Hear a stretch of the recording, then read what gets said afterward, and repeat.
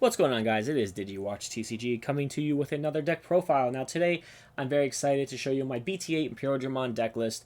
I'm really excited for this deck because I played it was the first deck I played in the actual game was Imperialdramon, and now that we have an actual competitive version of it, I'm very excited to actually play it in competitive events. With that said, please like, subscribe, and leave thoughts below on what you'd like to see next. Now, this weekend, which is the weekend of June 5th, 6th, 4th, 5th. I was in the PPG Ghost Cup game, which is about 120 people, if I'm not mistaken. I think that's the amount. And it was pretty good. I did come out with a winning record, but not by much. It was kind of like a mid record of 4-3, something like that. And but the deck did well. It did lose a few matches. Pretty much the yellow hybrid was pretty much who I lost to, for the most part. And then I think I played against the black X antibody deck, who kind of just bodied me in 2 turns, and I don't know what happened. I think I that with those games I bricked, but it was a good match regardless. He had exactly what he needed, and sometimes you get a brick. It happens. The second day, I was playing in I think it's called Digimon Tamer Battle, featured by Game Crave. I think those are the two companies they combined to kind of make sure this event worked. It was about 20 people total, like more like a locals level, but it was for a Tamer Evolution box, which is pretty cool. And I enjoyed both events. I came in 3-1, but unfortunately, and this is a PSA to people who are playing in tournaments, please try not to drop. You don't need to say, just don't show up for the match, honestly. It's probably better because it kind of screws your opponent over. Sometimes when they have tiebreaker matches, they look at who they faced, and by a drop, it takes you out of the system, so they will get a lower ability to win. So it's just a PSA. I had a really good record, and I could have probably got second place in the tournament if my opponents didn't leave. It's not their fault. It's just something to be aware of. With that said, let's start with the deck profile, and I'm going to go through the deck profile, things I might consider changing, and then a few example hands or a few example plays you can do. So first off, we are playing 4 of the Demi Mirrors, 1 Upamon. I think this is a perfect ratio. I don't think the playing Upamon at 8 and more than 1 is necessary. You are most likely going to go into something jamming, which is usually what you want. And I really do like having 4 of the Demi Vs. It gets you a draw 1. And you do draw a lot with this deck. I was surprised I actually played a yellow hybrid player at one point, and I was almost at the point of decking out against him, only because I was drawing so many times, and they were recovering so many times. But for most part, that is the eggs. I wouldn't change a thing. For our rookie lineup, we're playing 2 Modokis. The reason for Modoki is in this format, there's a lot of memory gain through whether it's Imperialdramon, be able to unsuspend, or memory boost. It's just very prevalent currently. And so I definitely would consider playing Modokis, even though you're losing 2 jamming, 2 Vmons. I think the 2 Modoki are worth it. We were playing 2 of the dual color Searcher Vmon. This comes up a lot. Sometimes you get exactly what you need because you're getting really anything in your deck. And it extends 4 cards, which is always good. And then we are playing 4 of the free Searcher Vmon. Now, between the 2, I think these are very much interchangeable. I don't think they really conflict at all with each other. Honestly, if you wanted to play 3 and 3 of the dual color and 3 of the free, that probably wouldn't hurt at all. Your ratio is just this one does get you a little bit further, so sometimes you will get that Imperialdramon or your Lightdramon or whatever you are playing in the deck, where this one only looks at 3, but this one is consistent enough to get you like your green cards as well, because Stingmon is a free, Lightdramon is a free, so that's why I play it at 4. You could also cut this completely if you wanted to, but I like 6 searchers personally. Then we are playing 2 of the EX1 Vmon, and then we are playing 2 of the Jamming Vmon. So this is where you can kind of experiment of where you want to go, or if you want to go more. Right now I'm playing 12 total rookies. I know that's a little bit on the low side, but the way I built this deck, it makes up with some other consistency cards. If anything, if I were to change anything about my rookie lineup, potentially taking out the two gemming Vmons, although they're beautiful artworks. It's one of my favorite artworks out of the game. For two more of the EX Vmon, and that is because this card really makes your plays super relevant. I think it makes it more consistent. But there are times where you want an extra draw, and this is the card you want to go into because it has jamming. So just something to be aware of. You only are playing four other cards that have jamming in it, so if you're not playing these, it does break up the draw consistency. So it's the choice of whether you want draw consistency or memory gain. So that's something to keep in mind. Memory gain is always a good extender too, as well. So I would potentially cut or change the ratio of having those Vmons. You could also look at the Madoki, but Madoki plays so well in some of these games. Like, I was actually thrilled with it. And Madoki is a brick, by the way, with any of your searches, unless it's Davis. So that's something to be aware of too. But it never was a problem with me. Next, for our champion lineup, we're playing 4 of the Gemming EX XVmon. We're playing 4 of the Stingmon. These are crazy good. I really, really love playing the 4 and 4 ratio. I don't think this can really change at all unless you are looking to experiment, maybe make something a little different. But jamming into your opponent's security is always good, and this is not a once per turn effect, but being able to swing when it's on as an inherited and get to draw 1, especially with Imperialdramon, you get to draw 2. Sometimes you get to draw 3 with having a jamming EX Vmon underneath as well, and a Demi V. So that is something to be aware of. It is a very good standard ratio over here. Then we have 3 Lightramons. It's our other green target, essentially. You are looking to suspend one of your opponent's Digimon as well. It does come into play. A lot of people play Searchers, and then they just swing into your security and just, delete your security, knowing it's going to die and not worrying about it. So being able to Digivolve for 2 and just suspend one of their young, rookies and then swing over it is always good. And also, if you have this and you have the Stingmon, you could always Jawgrass Summon into your Imperialdramon and just play from there. Then our last 2, and this is, I guess, what you could say is like some variation, is 1 Lobomon. And the reason why Lobomon is important is because Lobomon is a 5,000 beater. And even though, and the thing is, you are playing a lot of blue tamers in it, and it definitely makes the consistency prevalent.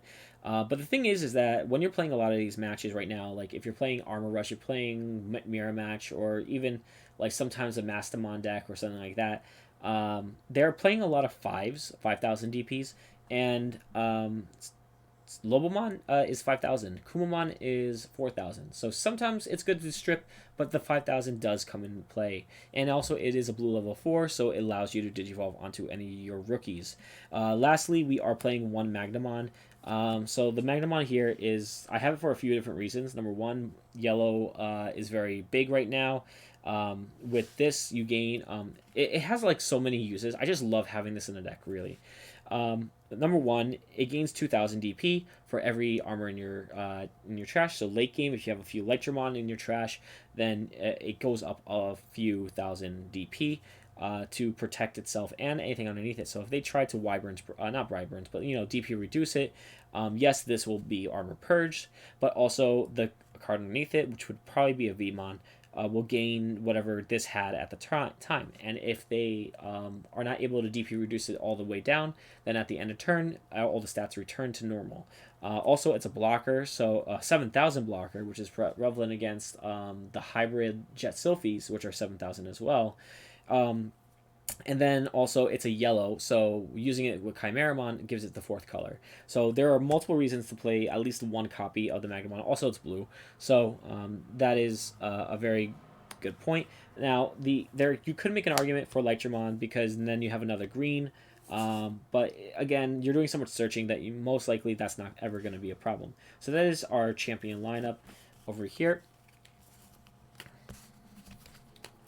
Next to our ultimates, we are playing pretty much the reason why you're playing this deck is Imperialdramon. For Imperialdramon, being able to swing at your opponent's security.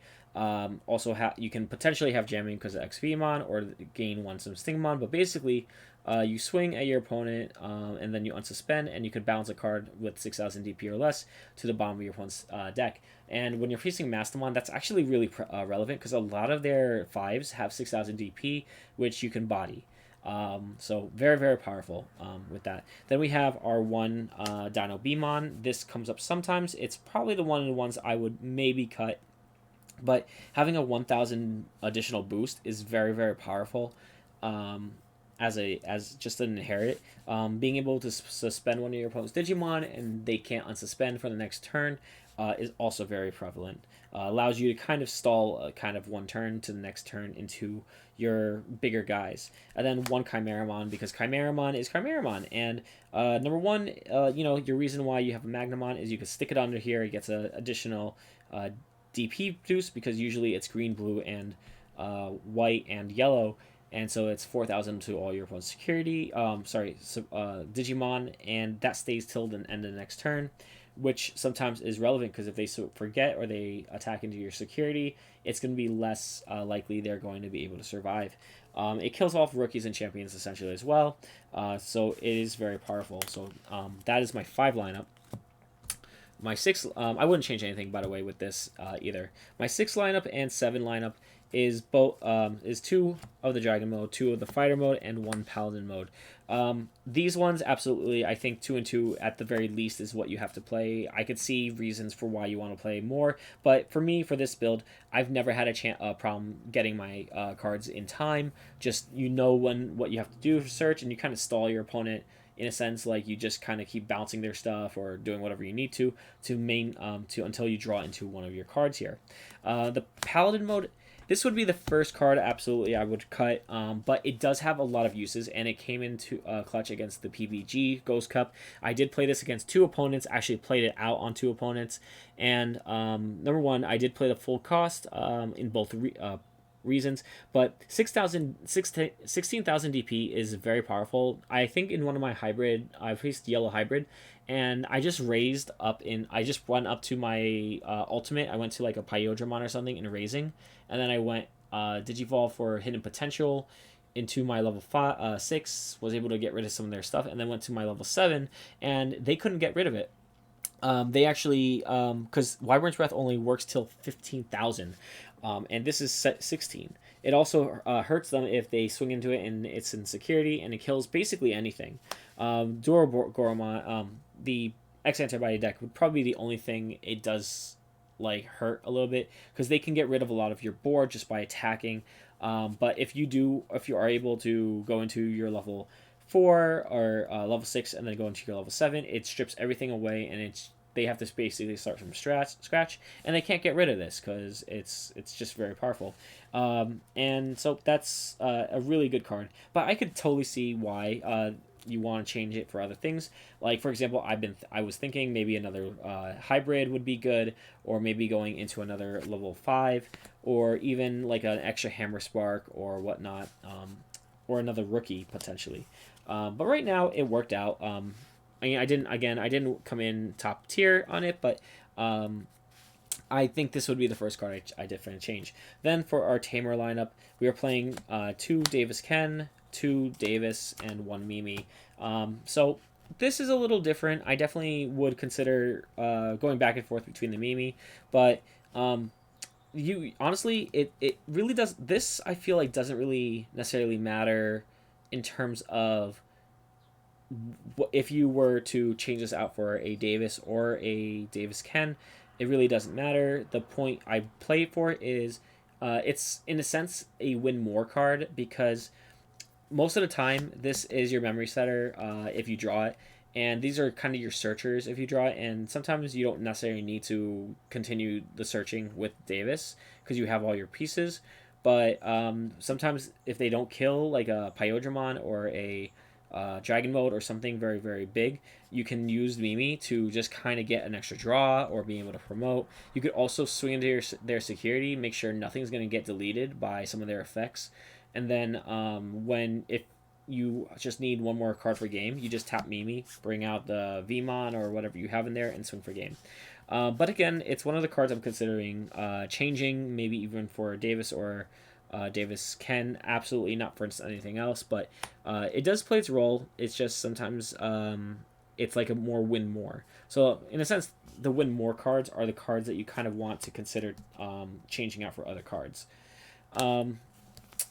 Going into our options, we have, I think this is perfect ratio other than one card I'll mention. So Megadeth, Hidden Potential, 3 Hammer Sparks, 1 Ice Wall, 2 Blue Memory. This is pretty standard. 2 Megadeths clearing out the board. If it gets hit in security, it's really good. I don't think I would play more than 2 in this build. I honestly would consider even switching out one of these for maybe a Flower Cannon or something that's less cost. I just don't like giving my opponent 5, and especially if you're playing a deck that is very, very good with using less memory, you're pretty much giving them the full board. You have Hidden Potential over here because it's broken, and Ice Wall also because it's broken. Hidden Hammer Spark over here. I really like this at 3, but I think it would perform better with 4. And there's barely ever a time that your opponent will play a memory blocker where you can't get rid of it in this deck. And so that's why I think maybe boosting this up 4, maybe taking out Imperialdramon for that will help the deck with consistency. And lastly, the blue memory boost for more for searching, because again, this is kind of the reason I'm like not worried about playing many searchers in this, is because blue memory, one, it can't be deleted by a lot of the tamers, not tamers, chaos mode or black or greymon. If you play those matches, it just really is powerful for getting what you need. But that's the deck basically. Now, what I would change in general, like I said before, is maybe changing the ratio with the XVmon, the Vmon from EX1, maybe putting in a Lobomon or an extra Chimeramon. This is your play spot over here, is being able to take this out for whatever you need. I'll have to test it without Paladin mode, and then kind of building the consistency. I think maybe 3 Davis or 3 Ken Davis is the better choice. Also, there was one game, just one game out of everything else, that I had a Lobo in hand, and I could have gone for game, and if this was a Davis, it would have been game. And that's the thing you don't want to say. It's like, oh, if I had Lobo for game, and I think it was Yellow Hybrid, and I think all I had to do was Digivolve, swing for game. Yep, that would have been it. Going into anything else that I would change, we have that deck box here. Just a few small options to change would be potentially, like I said, the ratios here these are more just ratio cards, but basically you could play the draw 1 Vmon. I just don't like it because if you see it at the wrong time, it doesn't help the game state. You really just draw into, it just ends up not helping out. These are, again, consistency cards, so I would probably put that all in like changing ratios. And then the Blitz Omni for game. This would never ever came up. Like even like all it would do is just kind of avoid being destroyed or deleted, and I think that would be the only thing to put in. You can make an argument for, is that it swings for an extra check, and you can, but it doesn't delete the board. So that's something to keep in mind. Other things, like I said, Flower Cannon is a good choice if you are looking to change that out. In terms of example hands.